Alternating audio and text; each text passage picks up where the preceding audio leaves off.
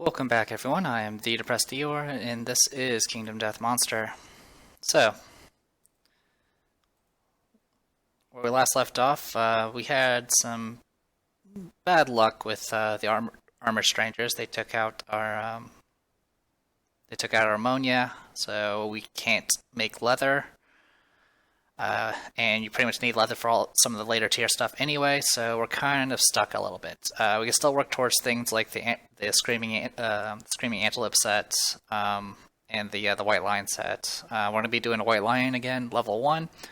We did lose Aya because of a bad intimacy roll, along with some rerolls on top of it. So we're still floating around 18 population, which is not bad for a survival of the fittest group. Still, I kind of wish it was 20 so I can get extra endeavors out of it. Anyway, so what we're taking with us for this hunt is I'm taking Unzon. He's going to be super bonkers, crazy, and has no gear on because there is no bone armor besides the skull helmet. And he's got 3 understanding. That's pretty much the main reason I'm taking him. That and he's in the Tinker. I need 3 understanding for that one event to possibly give me ammonia for free. And he's got the bone earrings, the skull cap hammer, some bone darts. I also gave him a bone axe. I went ahead and I tried to take as much gear as I could with me, because usually you don't lose gear that easily through events, unless you're playing like some hardcore mode. And if I ever get like an event that causes a reset for whatever reason, like the clinging mist or whatever it was called, the strange mist event, I'll at least have all my gear with me as I start, New Game Plus or something like that. But yeah, bone earrings, skullcap hammer, bone darts, and bone axe. I guess in memory of his late mate that's dead. He's going club for his proficiency. He is the only one that has any proficiency right now. The other 3 characters have no experience right now. Sine. She has got all the founding stones, the dried acanthus, a catgut bow, and a clawhead arrow, and she's got the skull helmet, of course. So she's floating at about 3 armor in the head, 1 in the waist, and that's about it. She's got 1 understanding, reroll, the starting survival, and that's about it. Really kind of a standard kit there. Kaneko is going to be equipped with a screaming skirt and the screaming bracers. Got the counterweight axe, the skull helmet. She's got the guitars too as well. And she's got a cat eye circlet. Nothing special with her. Standard kit as far as her start. And then we have Yuka, who is the one that got our first words of language. By the way, you could very well lose language as your innovation by the Kingsman. It's kind of weird. It's like, oh, he breaks your language. Anyway, she's got the full rawhide set, the monster tooth necklace, bone darts, and a scrap sword. So she's pretty beefy right now. 2 armor in all locations because of a full set. And she's got the courage and understanding from being the person that looked at the lanterns and spoke the first words of language and all that. She's got extra sense as well, which is great. And that's about it. Pretty standard stuff. So we didn't roll that great on the shrine this time, so instead we got +1 insanity. Yep, +1 insanity, I believe. Yeah, +1 insanity. So departing survivors get +1 insanity, which is actually kind of useful because some of these characters don't have any insanity whatsoever. So I'm going to go ahead and take care of the insanity first. There you go. And then Unzon's going to get 1, so he's up to 8, which is good because the earrings only work if he is insane. Also, he has Prey now, which is he can't spend survival unless he is insane. So, and then we got the survival limit is 4, departing survival is 3. So Yuka is going to go up to 3 just by that. Kaneko will go to max. Sine will go to max. Unzon will go to 3.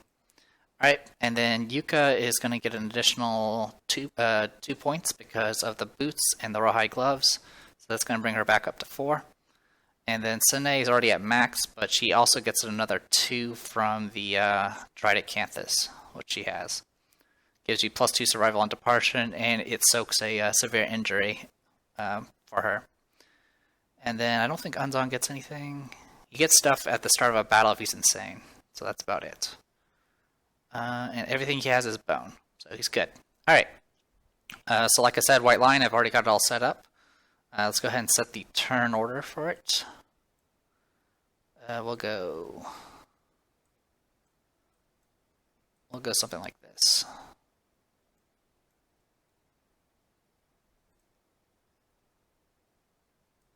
And we'll see how it goes. All right. So let's dive right in. I'm going to start with Yucca first. White line hunt events are over here.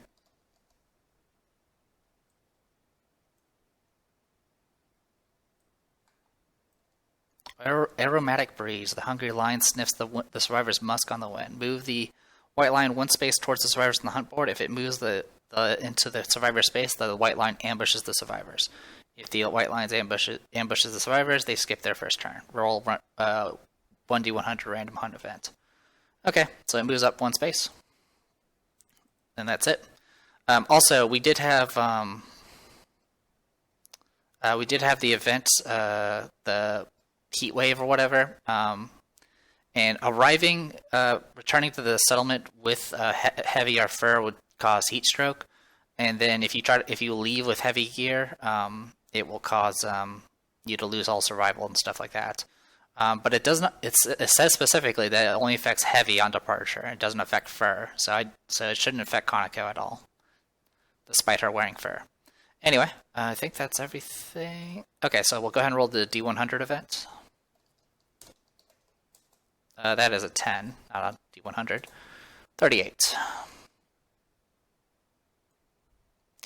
Gregalope. A massive Gregalope stands astride the horizon. Its ancient body bloated with tumors and scar tissue. Its milky eyes catch sight of the survivors and it bounds away. Driven by a sudden desire, the survivors give chase. The event revealer rolls 1d10 and adds their movement to their roll. If any survivor has strategist fighting art, they may corner the Gregalope at a giant stone face instead of giving chase.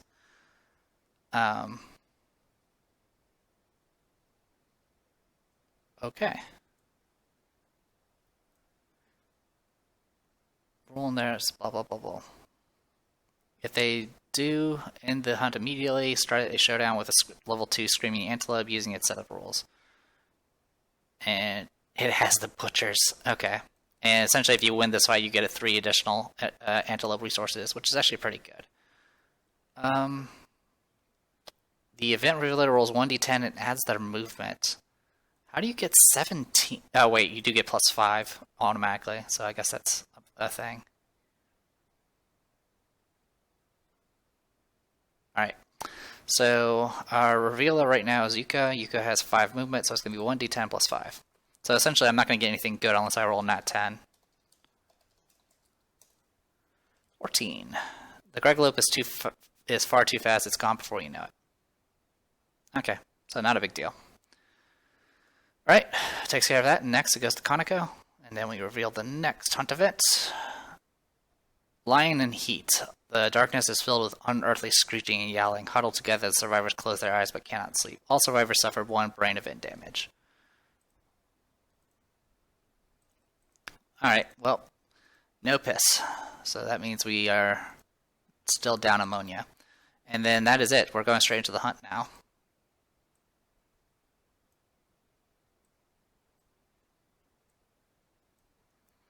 Alright. So real quick, we do have a neat little effect now, thanks to the Screaming Bracers. They actually really made the Screaming set a lot better. On a rifle, if possible, add an Acanthus Plant terrain card to the showdown. When you activate terrain, you may add +2 to the roll result. It specifically just says terrain, which is kind of nice. That means this is really good for gathering. And then at the start of the showdown, gain +2 speed and +2 strength tokens of insane and all your gear, blah, blah, blah, blah, blah. So, strength, speed. Okay, got all that going for us. We're going to start with a tall grass and then a bunch of randoms. But we do also start with a Acanthus Plant. As it said down there, real quick. Add an Acanthus Plant. Yep. So we'll add 1 tall grass, 1 Acanthus Plant, and then we draw. I believe that's how it's handled. So, search the terrain real quick. We want that tall grass and that acanthus. And the rest can be shuffled.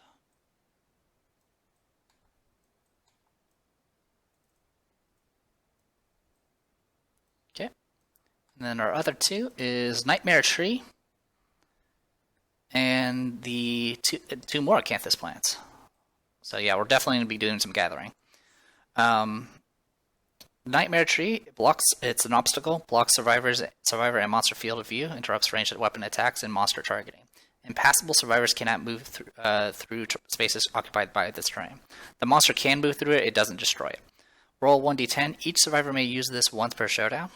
1 and 2 makes you take damage, but you get a lonely ant. 3 through 5 is a knockdown, and then 6 plus gets you a broken lantern resources. The broken lantern, I think there's only 2 in the deck. Yes, there's only 2. So we'll shuffle this, shuffle that, shuffle that, shuffle that, shuffle that. I also think there's only 1 lonely ant in here. Yeah, only 1 lonely ant. And real quick, I'm just going to check another thing. Resources, yep, vermin are 8. I'm just making sure I didn't accidentally delete a card. So we get one of these, again, more of those acanthus plants, really good to get. And we get this big ass tree. So this tree has to be 5 spaces away from the board edge, from all board edges. So that's 5 there, and then I can technically have it right about there. Like so. Alright, and then as for our start position, 2, 3, 4, 5, 6. Okay, so we're going to put Conoco here. We'll put one of the acanthuses there.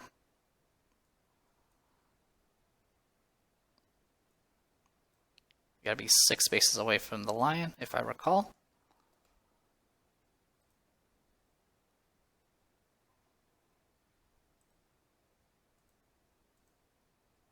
One, 2, 3, 4, 5, 6. Yep, 6 spaces away. All right, and then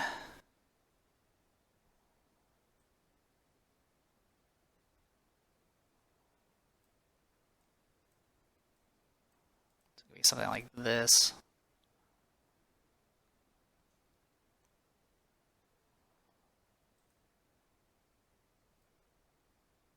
And this thing doesn't have any tokens active, so I'll just move those aside.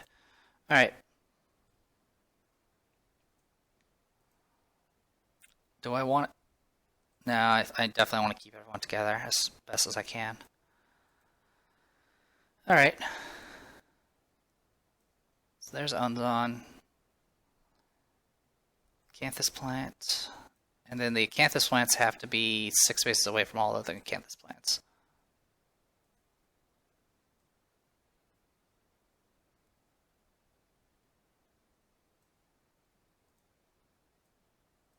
Okay. 1, 2, 3, 4, 5. That. Okay. And then like that. That should be far enough away. It is. It is. Okay.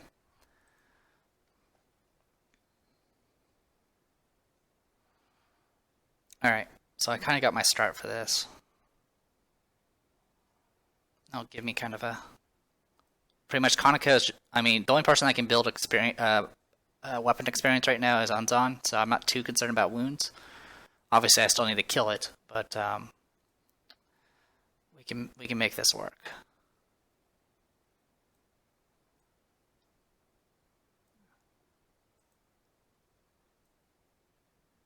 Okay, and those have to be 4 spaces away. All right, I think that works. All right, so next I need to set up a deck. It is 7 and 3.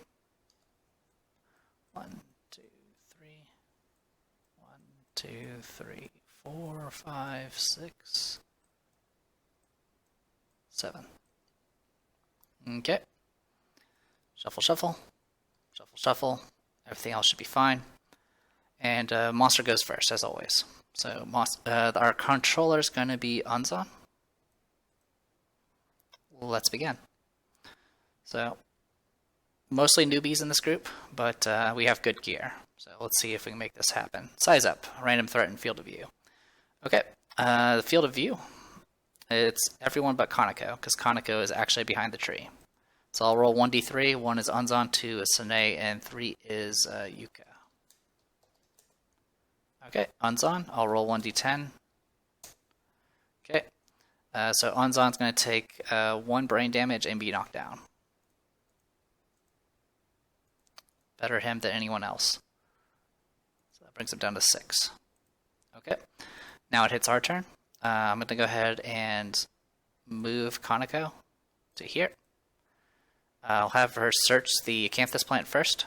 She gets 1d10 plus 2 thanks to that skirt. Just going to verify that again, make sure that's correct. It used to not do anything, I believe. It used to have no ability. Or sorry, that's skirts from the bracers. When you activate terrain, you may add 2 to roll result. Yeah, I'm activating it, so yeah, 1d10 plus 2. Well, I got a 3, which is fine nothing. At least she doesn't get to hurt herself. So finds nothing, and then I'm going to do the same for the tree. 8 on the tree is a broken lantern. So we'll go ahead and search and grab the broken lantern. We actually have a use for scrap now, thanks to the heat. Alright. So yeah, I surged with Kaneko, that's why I did it twice. So she's down to 3 survival. And that acanthus plant was a dud. It's been really bad luck on the acanthus plants. I usually get like tons of those things. And they're really useful to have. Alright. White line hasn't moved, which is a little bit of a problem. I'm going to go ahead and open with Sune and shoot an arrow. So 1d10. 5, I believe, is a miss. Yeah, she doesn't have any plus accuracy. So that's a miss. She'll just stay in place, I guess. And then Yuka will go 1, 2, 3, 4, 5. And she's going to... Well, she's going to go ahead and encourage Anzan. I'm going to roll a 1d10 for that. She keeps the point, and then I'm going to search the tree because each survivor can search it once. So 9. That's the other broken lantern resource. So we got both. The only thing I could possibly try to go for now is the ant, and I don't really care about the ant. So 2 broken lanterns, perfect. And that is it. She's not going to surge or anything like that. Sune's acted. Unzon is back on his feet. He's going to go 1, 2, 3, 4, 5. And he's going to go ahead and attack. So Skullcap Hammer is 2 speed, and he has 2 plus 1 speed tokens. So that's 4 speed in total. So slash, roll 4d10. Hits on 7s. Perfects will do things. Only 1 hit. Top card. Beast Elbow. Alright, and it's going to charge if I fail, which will be a little bit annoying. Alright, so 1d10. 3 from the Skullcap Hammer. Unzon has plus 1 strength base, so that brings it up to 4, and then the strength tokens bring it up to 6. Of course I failed. Of course I failed. Because why not? Cancel all moves. Now, yeah, runs in a straight line. So it's going to go 1, 2, 3, 4, 5, 6. Drag her. Place her. And knock her down for 1 damage to the arms. I'm just going to leave her there. She's fine on the ground. She can dodge still. Alright, and that is it. That was super uneventful. But, I mean, at least I got some resources. I mean, I can't really complain about getting 2 broken lanterns. So, Combo Claw. Closest threat facing in range, closest threat in field of view. Yuka is not a threat, so it's going to switch to Sune.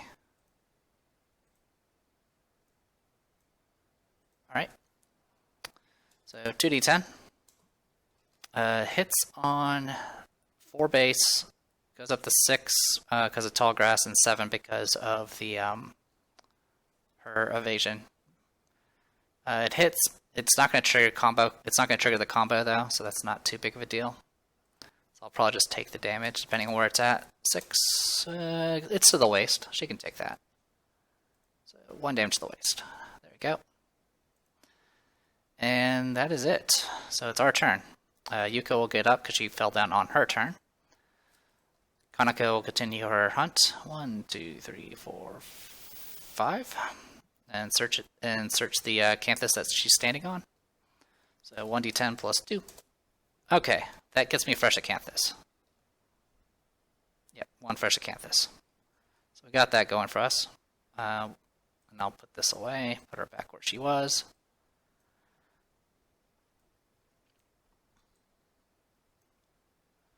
Every fresh Acanthus is a possible life being saved and a limb being spared.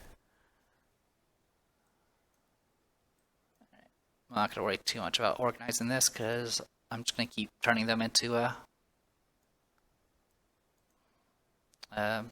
whatever it's called, dried Acanthus. Alright, so that was her movement and her action. I'm going to go ahead and go... I'm going to go ahead and get Sine out of the way.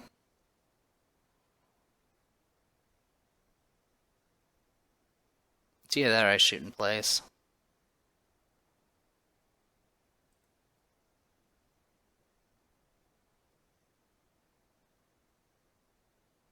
Now I'll just move it out of the way. 1, 2, 3, 4, 5. Okay, I'll send Yuko behind. She's got the scrap sword. 2 speed. It's 5 accuracy base, but she's in the blind spot, so it hits on 4s. 2d10. Alright, and natural 10s would have been special, but I didn't roll any. Okay, top cards. Yep, I had a feeling it was going to be a trap. I had this feeling. I was like, yep, I bet it's going to be the second card from the top. Alright, we already know what the trap is. It's pretty unimportant. It just turns around and swipes at her for a number of damages. So 2d10 hits on 4s. Alright, hits with both. Can't dodge. Body and body. That was a bit annoying. Alright. Well, the good news is Unzon can go 1, 2, 3, 4, 5 and escalate this even further. Slash roll 4d10. 1 perfect hit, so it does get the -1 speed. Could have been nice to have sooner. And then hits 3 times. So, I have shuffled this. You saw me shuffle it.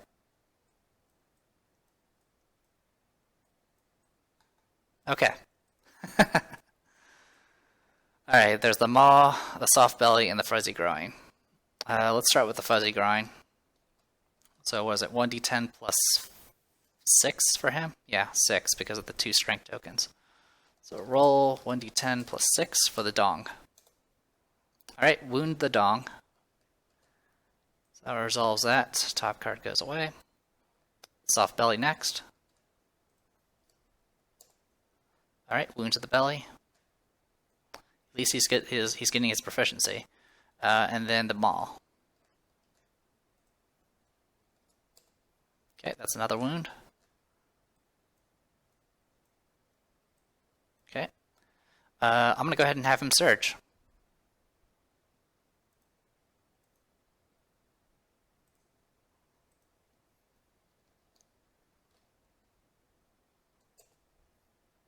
All missed. Okay. And I'll go ahead and have Yuka surge. I'll see if she rolls and keeps the point. She doesn't. Alright. 2d10 hits on 5s. Perfect hits. When a perfect hit happens to the scrap sword, the blade sharpens and gives plus 4 strength.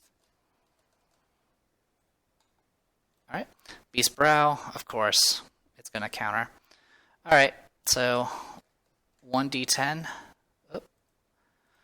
So roll 1d10, +4 for the sharpen, 3 strength base, that's 7. Monster Tooth Necklace gives +1 and +1, so that's +9. And then she has +1 strength base, so +10. Alright, a definitely wound, which is both good and bad. It's going to do 1 brain damage and do basic action. It's only got 1 speed now, so it only attacks once. But I am also on the verge of suffering brain trauma at this point. 1d10. I think that roll went correct. I'll assume it did. To the body. Okay, so Yuka has a light injury to the body because all the attacks have hit the body so far. Except for that grab earlier. And that is it. So we did some damage. We did a whopping 4, which is more than we did in the past 2 turns. So we got that going for us. Also, I forgot about moving the monster controller as always. So the attack on Sene was on Yuka, and now it's on Kaneko. Alright, Kaneko's monster controller. Top card. Ground fighting. Okay, we're safe for the moment. Do not draw any AI cards, and obviously if we do any actions in the zone of death, it'll cause problems. Alright, so that'll resolve the speed token, and it's our turn. So we're just going to get in position and get ready. So I'm going to move her here. Now the question is can I get to you? No.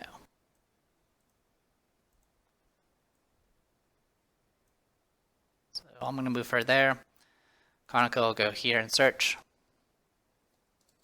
1d10 plus 2. Alright, that's another fresh Acanthus.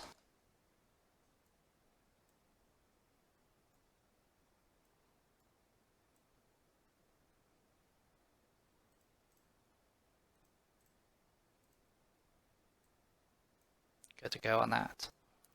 Alright. It's going to go to Sanea's monster controller. Monster's not going to do anything because it has ground fighting active. Oh. Well, I'll do this next round, I guess. 1, 2, 3, 4, 5. Okay, I can't reach yet.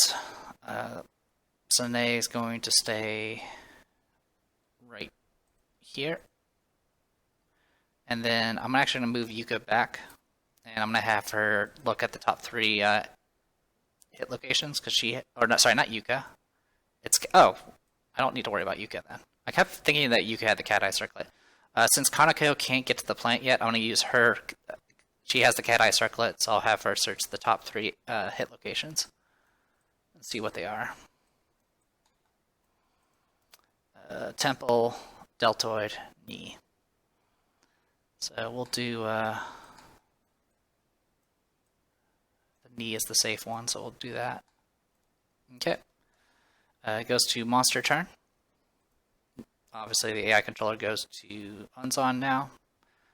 Now it's our turn. Kaneko will loop around or go across the Canthus plant and then search it. Nothing. Alright, well, we got 2. Still not the best rolls when I had +2. The odds were definitely in my favor, but whatever. Still got 2, and we got 2 broken lanterns. Alright, so that takes care of all of that. I'm going to go ahead and take a shot with Sane. So 2 arrows. Hits on 7s. 2d10. 1 perfect hit. We know it's the knee.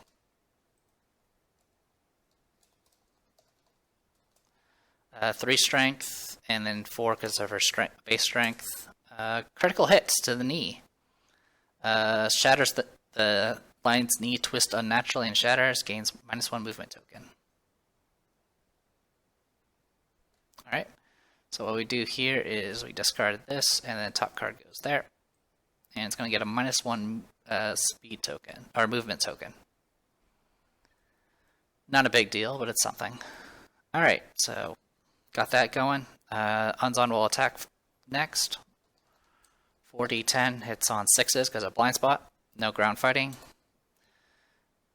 2 hits, which are conveniently these 2. I'll go for,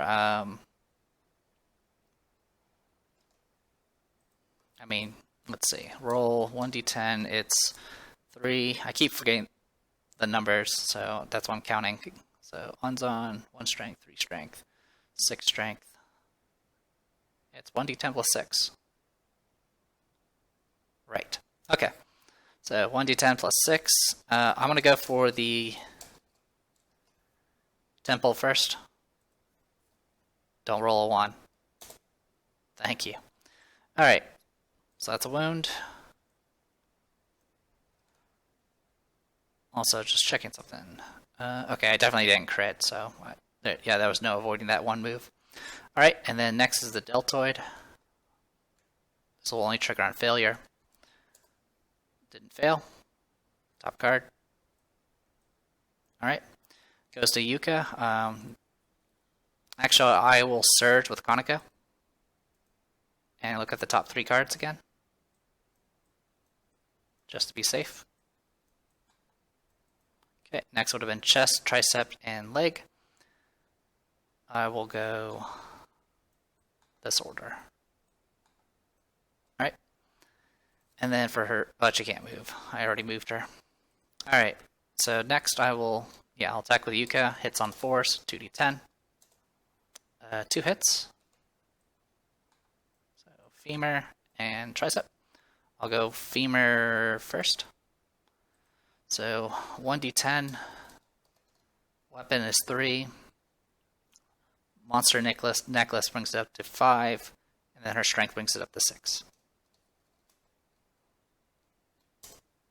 Okay, that is a wound, not a crit. I do have deadly active because of the affinities. But I only crit on 9s. So that is a wound. We get to shuffle this. Top card. And then I'll go for the tricep next. 1d10 plus 6. Alright, crit to the tricep. This will cause discard 1 mood currently in play. The white line is knocked down. Okay, top card.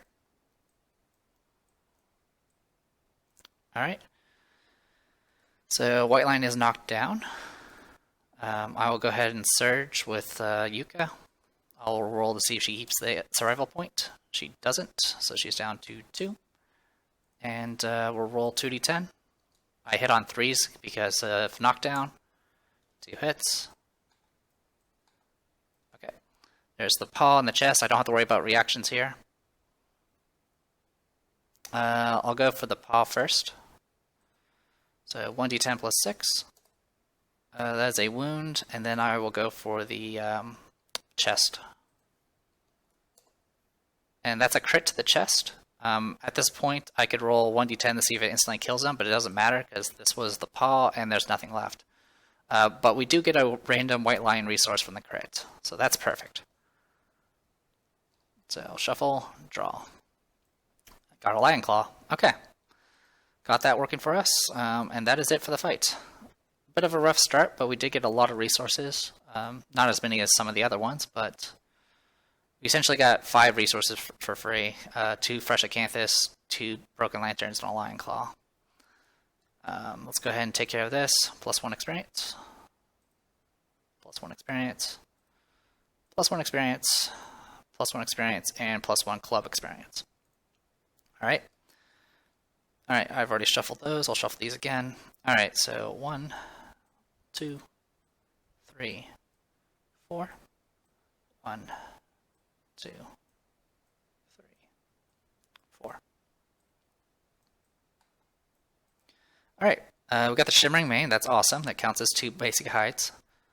We got some Love Juice, even better. We got a wild card. We got a lot of hide, which is almost a mockery at this point. So, 2 Monster Bone, Love Juice, a wild card, 2 white furs, a lion tail, Shimmering Mane, and a lion claw. That's essentially the total. Alright, not too bad. Not much else to say here. I'll go ahead and call it a video. I am the Depressed Dior. When we come back, we will do the settlement phase. Kingdom Death Monster, Sunflower Field. See you guys next time.